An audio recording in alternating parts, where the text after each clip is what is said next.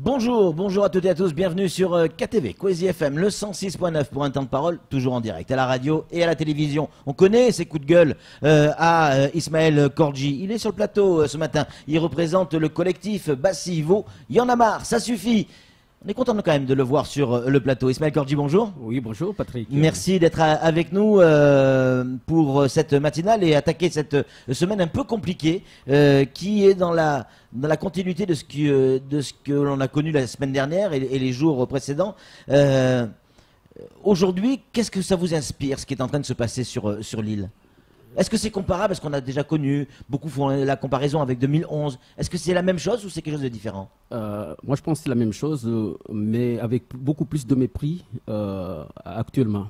De la part de qui? De la part des services de l'État. Parce que la sécurité, c'est une mission régalienne. Et là, aujourd'hui, en face, on n'a aucune réponse. Aujourd'hui, les Mahorais sont exaspérés. Il y a de la violence ignoble, souvent gratuite. Et qu'en face, on nous dit, mais non, dormez bien, la violence a baissé, il ne se passe rien du tout. Sauf que tous les jours... Bon, c'est pas tout à fait ce qu'ils disent, Ismaël. Ils disent que la délinquance a baissé, mais il y a toujours effectivement la violence avec agression. En tout cas, moi, de mon interprétation, c'est qu'on nous dit, dormez-vous. Mais ça, je comprends. Ouais. Moi, je comprends que peut-être qu'ils n'ont pas les moyens de faire le travail, parce que l'État n'a pas forcément envie de faire quelque chose à Mayotte. Moi, je suis un peu embêté, je suis mal à l'aise, j'aurais souhaité me suicider quasiment. Non, sérieusement, ces derniers temps, non, mais parce que vous vous rendez compte, aujourd'hui, toute la population de Mayotte est descendue dans la rue. Les élus de la République se sont associés et qu'aujourd'hui, on fait sourde oreille. Moi, j'ai le sentiment, je peux vous dire mon sentiment, même ma conviction, c'est que l'État mésestime, méprise la population, ses élus.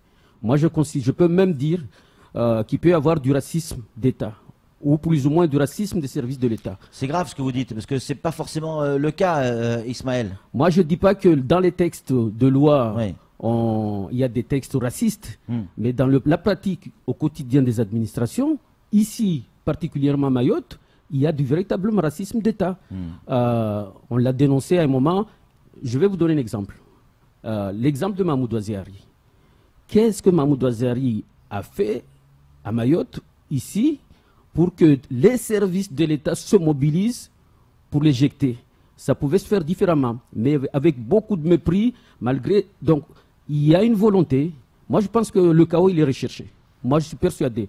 Vous pensez que c'est organisé, vous? Bien, c'est organisé. C'est orchestré? C'est orchestré. Mais les gens qui se mobilisent, les gens qui sont touchés par ça, c'est les gens qui ont investi ici, qui ont les moyens, qui ont un patrimoine qui ne peut pas jouir paisiblement. Moi, j'ai vu des entreprises, la dernière marche, il y a des entreprises qui sont descendues de la rue. Il y en a beaucoup, il y en a eu beaucoup, parce que c'est des gens qui se sentent concernés. Or, en face, vous avez des fonctionnaires qui sont ici pour 2 ou 3 ans, 2 ans, qui n'ont aucune attache et qui sont là, en général, pour préparer une carrière et puis repartir. Est-ce que vous avez vu des préfets arriver à Mayotte ici qui a eu à exercer ailleurs? Il n'y en a jamais eu. Alors que la situation de Mayotte aujourd'hui, Mayotte a besoin d'avoir des vrais fonctionnaires, des gens épris de ce pays qui s'engagent au quotidien comme ils s'engageraient dans le Loiret et ailleurs. Mais Ismaël, on voit aujourd'hui les Mahorais qui sont en colère, en tout cas certains, contre leur police, contre leurs policiers, contre leurs gendarmes, contre leurs préfets. Est-ce que vous avez le sentiment que c'est justifié? Parce que s'en prendre à la police ou à la gendarmerie ou même au préfet, ça ne change rien. Ils n'ont pas la solution. Non. La solution est à Paris. Est-ce que vous êtes d'accord avec ça? Oui, mais je ne pense pas que la population est contre la gendarmerie et la police. Ouais. C'est la manière dont le préfet les utilise. Imaginez aujourd'hui, regardez ce qui s'est passé comment ça s'appelle au Ponton. Au Ponton, non pas au Ponton. Dernière manifestation. Ah, là, en bas, là, sur la dernière manifestation où il y avait les camions de gendarmes, là. Aujourd'hui, imaginez des gens qui revendiquent la sécurité. Qu'est-ce que fait le préfet? Moi je pense que le chaos est recherché, parce que là c'était de la provocation. Imaginez que les gens qui manifestent pacifiquement, mais bien sûr avec fermeté parce que la situation elle est grave, on va mettre en face des gens qui vont à Kawini, des gendarmes. Ça veut dire quoi? C'est un système colonial. C'est-à-dire qu'on est vraiment... parce que là, il y a eu un incident au ponton. Pour autant, les gens, les responsables des manifestations se mobilisent, font tout pour qu'il n'y ait pas de dérapage.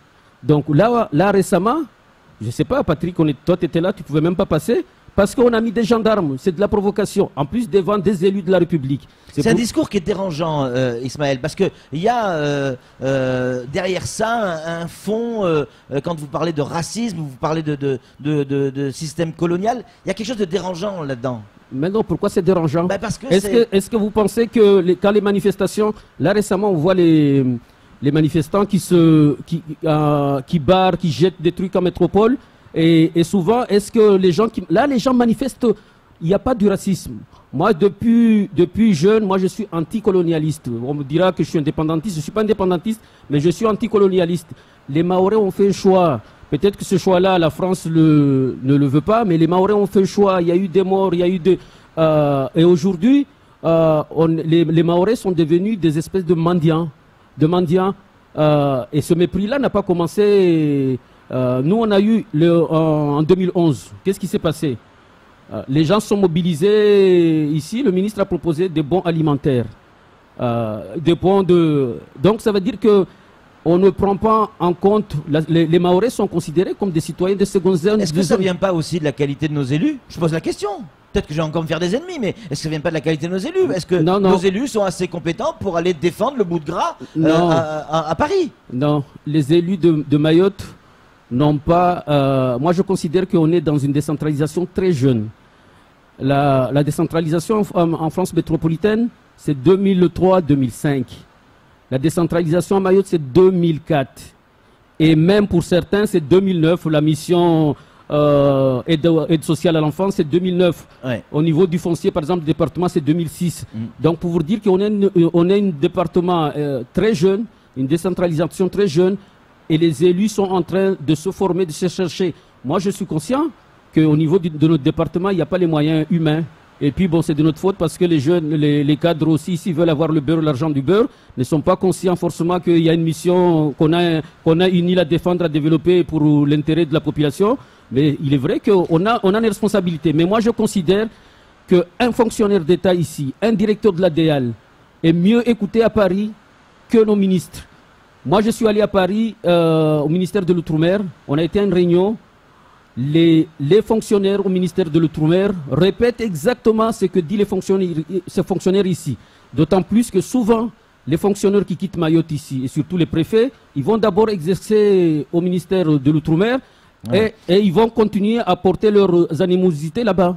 Donc jamais la question de Mayotte sera réglée tant que ces fonctionnaires-là...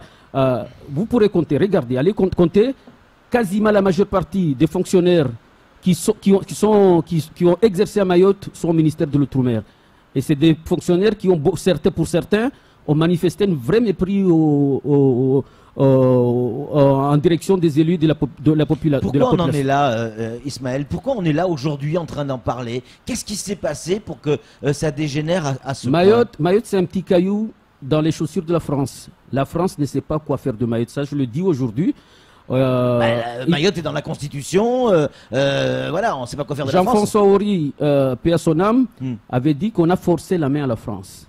Mais regardez, un exemple ici.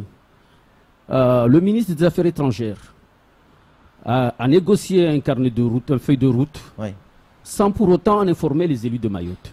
Et ça, on peut tout... Bon, là, il y a une bourde, clairement, non, je crois qu'il est... Sauf que le ministre ne pourra jamais répéter ça ni en Guadeloupe, ni en Martinique, ni à La Réunion. Mais parce que il manque l'État, surtout les gauchisants, les socialos, ont peu de respect vis-à-vis des Mahorais. Donc ça, ils ne pourront jamais le faire ailleurs. Et pourquoi ils le feront heureusement que les élus sont mobilisés. Donc moi, je dis que là, il ne sortira rien. Il n'y aura aucune réponse probante face à cette mobilisation, parce qu'en face, il y a du mépris. Alors qu'est-ce qu'il faut faire? Si vous nous dites cette manifestation ne servira à rien puisqu'on n'aura rien en face, donc ça veut dire quoi? On est dans l'impasse? Moi je pense que non, c'est mobilisation forte et puis des actions qui soient différentes. Là, l'exemple précis, les actions des maires, c'est une action significative. Ouais. Quand vous avez les élus de la République aujourd'hui qui décident de fermer s'associer au mouvement et fermer les mairies, c'est une action significative, mais il faut aller plus loin. Et moi, je m'adresserai aux entreprises. Ça crée comment dire, des désagréments énormes. Mais les gens... Des difficultés aussi. Des difficultés. Mais je pense que les gens qui ont investi ici et qui ont envie d'avoir une sécurité pour que le pays se développe, pour qu'il y ait un vrai développement économique, il faut qu'il y ait une sécurité. Parce que si aujourd'hui les entreprises se disent « ouais, nous on a des difficultés », demain ils seront encore pire, victimes de la violence. D'ailleurs, ils sont nombreux victimes de la violence. Donc il faut qu'ils se mobilisent. Il n'y a pas de... Et je trouve que certains syndicats qui disent qu'on est en train d'indexer ou de... Comment dire Pointer du doigt? Oui, une partie de la population, c'est faux. Parce que la violence touche tout le monde. Donc il faut que... voilà, ils disent qu'on est en train de stigmatiser une partie de la population, mais la violence, elle est à l'éducation nationale tous les jours. Donc peut-être qu'il y aura des débordements, il y aura des choses comme ça, mais il faut que tout le monde s'associe, sinon c'est le chaos. Imaginez le petit département... Non, mais ça veut dire quoi des soyons clairs, Ismaël. Ça veut dire quoi des débordements? Ça veut dire, vous préconisez des débordements, ça veut dire quoi? Mais non, le débordement... On peut pas foutre le feu à l'île. Bien sûr. Quoi, bien sûr? Mais non. Ah bon? Moi, il fait peur. Non, moi j'ai dit débordement parce qu'il y aura comme l'a dit Mansour, une guerre civile ici. Imaginez qu'aujourd'hui... Comme l'avait dit Mansour Kamardine à une époque. Hein. Voilà. Imaginez aujourd'hui, personne ne peut sortir. On ne peut plus faire la fête. Nous, on est barricadés. Les gens sont barricadés chez eux. Moi, j'ai tramé toute ma vie, je suis endetté, j'essaie de me construire un patrimoine que je suis sur le point de quasiment m'en débarrasser, le vendre et puis rester le bras croisé parce que je ne peux rien faire chez moi. Je suis barricadé, je suis obligé de rentrer chez moi à 18 h. Imaginez que c'est une vie. Surtout qu'avec un jeune département comme Mayotte, on a rattrapé la violence de la Guyane, des cités, des banlieues parisiennes. Et la violence, elle est gratuite. Les gamins sont devenus des inhumains. Ils sont pas... Imagine que là, à la boulangerie de Mtsapéré, en pleine journée, un soir, devant tout le monde, ils ont tabassé, ils ont pris la voiture. Parce qu'ils ont peur, ils savent qu'en face, il n'y aura pas de... Le braquage à main armée à Doukabé également, à Manzarsois. Oui, ouais. Voilà. Donc, les jeunes, ils savent qu'en face, il n'y aura rien du tout, d'autant plus que l'État va mobiliser la gendarmerie, la police pour mater ou pour... intimider les manifestants, les gens qui manifestent pacifiquement. C'est quoi la solution? C'est d'envoyer la cavalerie ici et d'en faire une île surfliquée avec des gendarmes partout, des policiers partout. C'est ça la solution pendant un certain temps? La difficulté ici, les jeunes en difficulté, c'est toute la jeunesse confondue, étrangers, mahorais. Parce que derrière, l'île a été abandonnée. Au niveau des politiques publiques, il n'y a pas grand-chose. Et d'autant plus que je reviens sur... Encore, tu vas me dire que ça sent mauvais et tout ça. Mais en face, les réponses... Moi, je discute souvent avec des enseignants. Ouais. Et même l'enseignement, vous avez l'impression que les enseignants sont encore investis d'une mission civilisatrice. Les jeunes, ici, on ne traite pas les jeunes de la même façon qu'on traite des jeunes en métropole ou on traite en Guyane. Il y a des valeurs, il y a des choses qu'on a cassées. Après, je ferme la parenthèse. Tu sais pourquoi on appelle les enfants ici les enfants des juges? Tu sais, les mineurs ici, on les appelle les enfants des juges. Oui, on est au courant. Parce qu'à une époque, il y a un juge qui est venu ici, qui a considéré qu'en face, il y a des gens qui ne savent pas éduquer leurs enfants, qui sont des... il y a de la violence, et qui était complètement faux. Comme partout, il y a des maltraitances, et qui a décidé de mettre des familles en prison. Et puis, ils ont... Et les parents, qu'est-ce qu'ils ont fait? Ils ont... Leur autorité parentale... ils ne l'avaient plus et ils se sont complètement détachés, comment dire,